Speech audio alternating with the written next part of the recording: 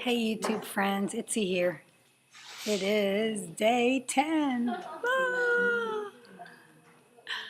It's a good thing, day 10. This is really good.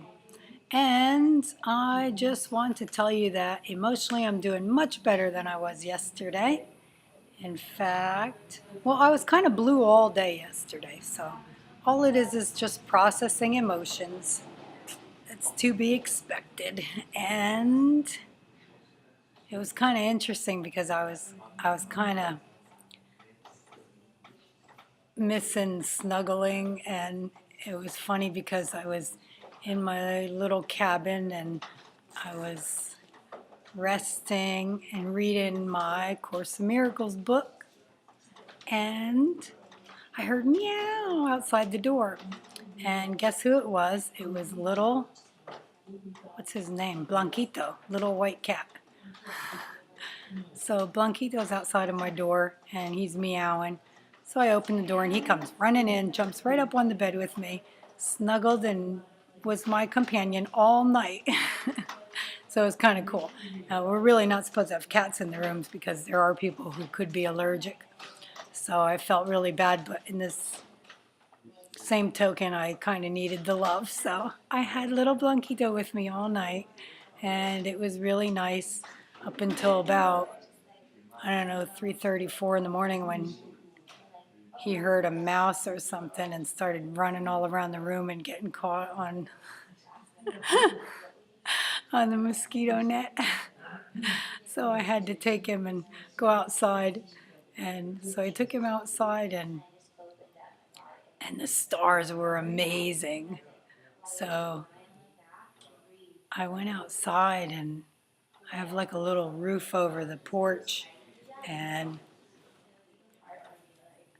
I walked out a little further than the porch, and I walked out on this little trail, and I looked up at the sky, and it was just amazing. I never saw stars like that, man. Other than out west, like near the Death Valley, the stars were amazing.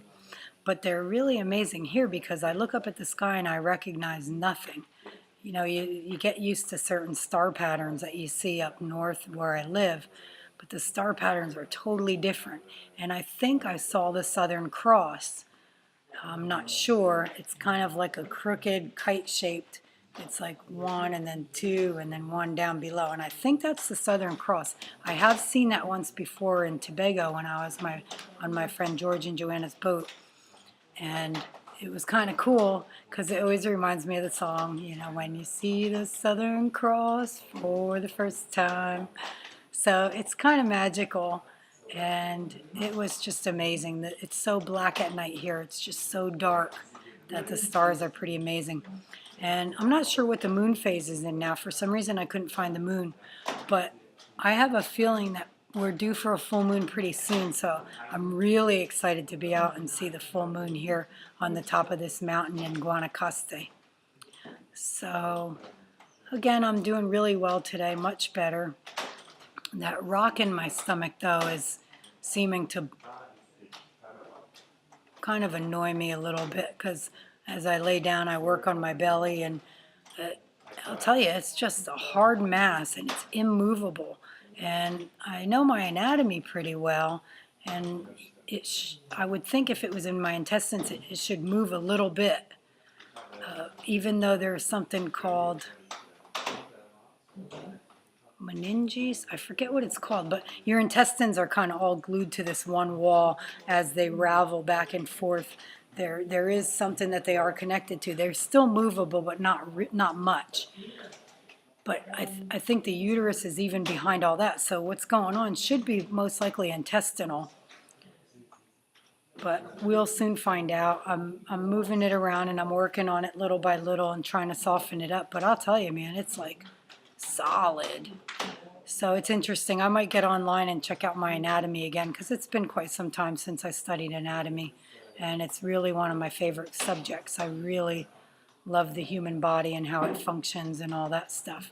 So I'm probably going to take some time to look that up. If I get energy, I'm kind of ready to go back to my nest and take a nap.